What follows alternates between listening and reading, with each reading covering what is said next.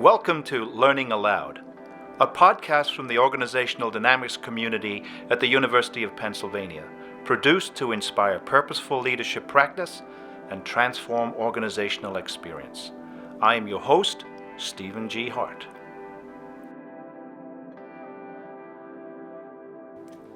My guest today is Wayne Tarken. Wayne has been a senior advisor and business coach to chief human resource officers and chief executive officers for more than 20 years. He's worked with companies such as IBM, Comcast, Campbell's Soup, AstraZeneca, Boston Consulting Group, and Children's Hospital. Wayne is co-author of a book titled Black Holes and White Spaces, Reimagining the Future of Work and HR, where his insights on how good HR is not just good HR anymore led to leading-edge thinking about the emerging roles and capabilities of HR leaders going through to 2025. Starting in the spring of 2020, Wayne will be co-teaching a new hybrid course he has designed for organizational dynamics at Penn, titled Developing the HR Leader and Their Function. Wayne, welcome to the podcast. Glad to be here, Steve. Thank you. Now, Wayne, you've worked with some impressive clients over many years. Tell me a little bit more about the kind of work you do for your clients and how you advise and coach them. Well, I consider myself a problem solver. I basically help executives figure out what's going wrong, what's going right, how to do better results. Lately, I've been working more with chief HR officers because HR is my passion. And the work is typically around their transformation initiatives. A lot of organizations, in response to a variety of changing business demands, are trying to transform and be more effective and use digital. And unfortunately, most aren't successful. Up to 70% fail for a variety of reasons. Could be they don't have the right people on their teams. Could be there's politics in the organization. A lot of times they're not engaged with senior leadership. They're not really bringing people along as they're trying to make changes, and that kind of causes problems later on. So, and lastly, there's typically a lot of inefficiencies in how HR delivers its services. It takes too long, too many steps, too many decision making. And so the challenge for HR leaders is they never really work on HR, only in it. It's typically business as usual. They're faced with an enormous amount of competing demands and lots of disruptions, and they're not able to respond, and so they fall behind. It's like pouring water into a funnel. If you pour too much too quickly, the funnel overflows. And the same thing with HR. They really haven't been able to kind of manage that. And so my passion has really been helping them increase capabilities, capacity to do better. And Agile is one of the things I've seen that really makes a difference. I've tried a lot of things, and I've seen a lot of latest, greatest things, but Agile practices seem to be the best in terms of making a change. Good. Well, let's explore that a bit, because my understanding of the term Agile is mostly applied to the world of IT leadership. Yet you have developed this way to apply it to HR leadership. So what made you come up with this idea? Well, believe it or not, I used to spend about 5 years in IT. I was developing software for IBM and Comcast. It's not something I aspired to. I've always been in HR, but then 2009 and 10 were rough years for me in the consulting business, and I'm sure a lot of other people. And I decided to take a gig where I would do a little bit of technology, a lot of HR. Well, it turned out to be the opposite, and I actually wound up running some Agile Scrum teams, developing software. Brass Ring is an application that IBM has for talent acquisition. So I was working on that, and I could see the benefits of that. It really, all of a sudden, things didn't take forever. We got better results. The customer was happy. All the things that I had wished in HR but never had seen. And I said, well, wait a minute. If this works in IT, maybe we can adopt it to HR. And so I've been trying for about the last 4 years to really see if we can adopt some of the principles into HR to make HR a little more productive and effective. All right. So let's get into it just a little bit deeper then. So what are some of the foundational underpinnings or concepts of using Agile for HR? Well, first let me say that Agile is a way of working. There's principles, there's methods, there's artifacts, as we're called in the system, but it's really a mindset.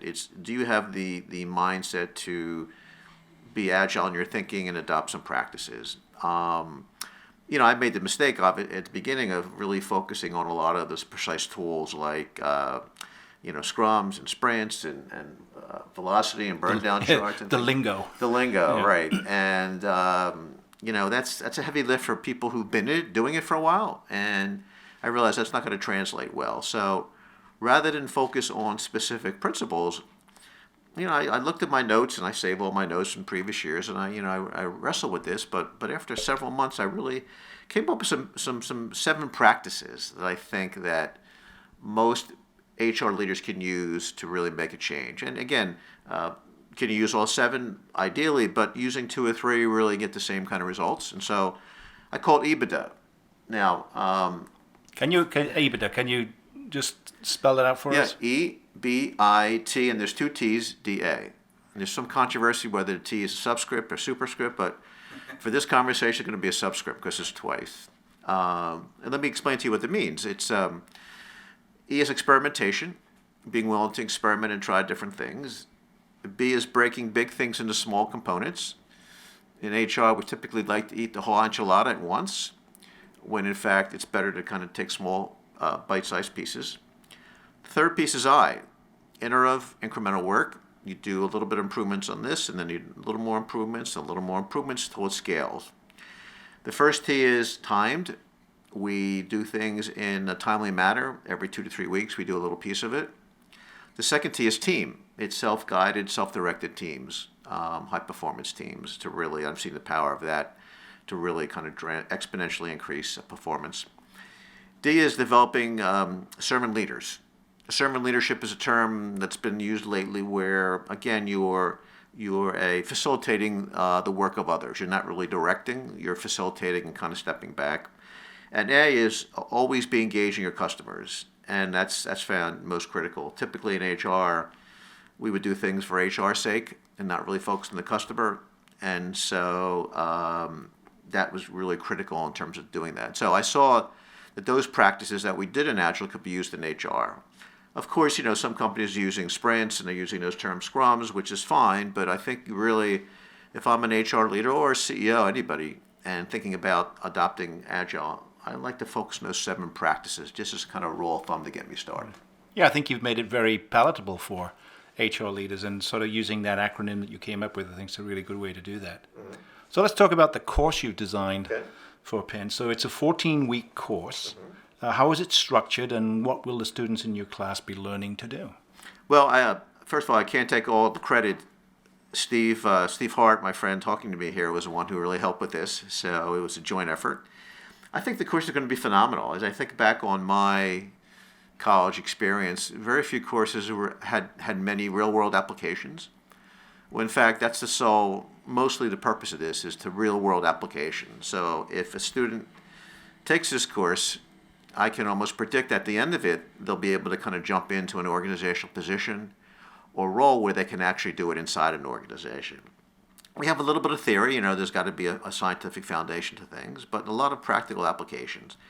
We're going to use a hybrid format, some face-to-face in the classroom, some online. We plan to have speakers, maybe some site visits, all kinds of experiential learning that we're going to do to kind of increase the knowledge there. Again, once the student's done, they'll have the capabilities, I think, that they can use right away in their careers to be successful. It's almost like designing their own enterprise transformation course for their own organizations. And that's actually going to be the final project where they're actually going to deliver that to a group of judges to present that. So in terms of structure, we start with an overall view of Agile, and then we look at the future of work because, if we're looking today, we got to figure out where we're going. And with all the disruptions in the profession, it's really important to figure out where things are going to be, or at least have you can't really figure it out per se, but at least have a directional focus on what makes sense. Next, we're going to build out a business strategy and a business case, which is really important. Things don't get done in an organization unless you be able to get the money and budget and buy-in, and that's what that's for. Then we're going to use some basic Agile practices. We're going to have sprints and scrums, but nothing too heavy, because again, we're going to focus on those EBITDA practices. And then we're going to organize work and develop teams, self-guided teams, servant leaders. And then lastly, we're going to have the ability to take all those practices and apply them to HR, whether it's in total rewards, talent acquisition, learning and development. We're going to have a different session where we're going to apply those principles there. All right, so you've talked a lot about this course being appropriate for people in HR, but in truth, I think anyone can take this class, right? Yeah, absolutely. In fact, as I think about the landscape of Agile, it's not only HR where it's moving into other areas of the organization. It's marketing. I was talking to someone at PepsiCo, the soda company, and their whole Agile transformation occurred because their head of marketing wanted a better way to market. They needed a better connection to customer. So he, in his wisdom, implemented Agile inside their organization. Now the HR is learning from that. A company like ING decided that in their business area that they really weren't reaching the customer. They were an old hierarchical conservative bank, but their customers were younger millennials, and so they needed to shift into more of a fintech organization. So HR led the process, but the entire organization went through it. It wasn't just HR, it was HR leading the Agile process of all the departments to really help them be successful. As part of the course, we've kind of bifurcated there that if someone would prefer to talk about developing an internal marketing Agile focus or logistics or real estate, that's an option also. So it's not solely dependent on HR, it's really where the individual taking the course finds the need is most helpful to them. So I understand the course is quite practical rather than just an academic exploration of the concept. So how will the students be engaged in the course, and how will they demonstrate their learning? So, we've thought about this quite a bit. Do we want more research, more practical applications? And I think we've come up with a nice blend. We've taken some contemporary thinkers like Mike Arena, who focuses on adaptive thinking, which I think has a piece of it. Peter Capelli has talked about Agile HR. It's not your normal kind of Agile, but now focused on HR. And John Boudreau has focused on deconstructing work. How do you apply automation, artificial intelligence to work? What do you take out? What remains? Things like that. So we're going to use all those as kind of an underpinning. We're going to look at the research I did with a consortium in the West Coast called CREATE, CHREATE.net. That many of the chief CHROs in the West Coast were involved, from LinkedIn and Tesla and Starbucks and Gates Foundation. Look at the future of HR. What future capabilities and roles will HR need to be more successful in 2020? How it will deliver services in 2020. Again, these are estimates of if the trends continue, where we're going to be. And so the student will be able to kind of help develop the future, focus on what's going to happen in the future. Again, very practical. We're going to ask them to find an organization, either their own or another organization, where they can do an internal program, a pilot, that applies some of these issues, whether it's in talent acquisition, whether it's in finance, whatever it is in the organization. We're going to use the principles in class. We're going to have them present to each other based upon a business environment where they have to go in front of a committee to get approval and things like that. The final project is going to be a comprehensive program that we hope to bring in speakers from the outside, some other CEOs or HR leaders who they're going to present to and get critiqued and evaluated based upon that. So, I think for a student who's really looking to prepare themselves for the future and potentially some career options here, I think we've designed it to be helpful to them. Yeah, I think so. I think it's that great blend of academic and practical, and I love the idea that a panel of HR executives might be evaluating the final product that students do. So as the students start to think about their courses for next spring, what would you say to someone that would inspire them to come and check out the course? You got to take this course. No, there's a lot of good courses. Again, if you're looking for a practical experience that could help you in your future career, I think this course is probably one of those. As I mentioned before, Agile is an emerging area in the organizations, not just HR, but it's blossoming in HR. And organizations just have too much to do and not enough people. They need to really find a way to increase capacity and the capabilities, and the pressure is just going to get worse. Technology is going to increase. demographics is going to decrease. I mean, the whole way we manage people is evolving. The relationship is different. There's networks now. Sometimes you don't know who's in charge. In fact, some of my clients, they talk about, well, our first project is to figure out who someone should go to if they have a problem, right? Because everything is networked and just not clear on that. CEOs are getting involved in social areas, right? And so it's a mishmash of things.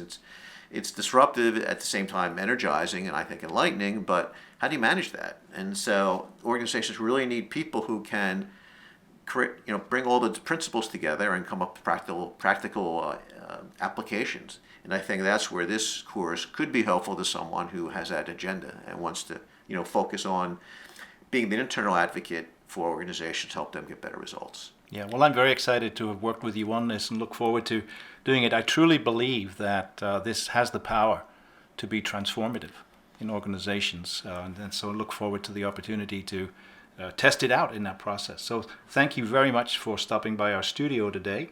I wish you continued success as you develop the course for the spring, and I hope you'll come back after its first run and we'll talk about how it went. I definitely will. Thank you, Steve. Appreciate it. Thank you, Wayne.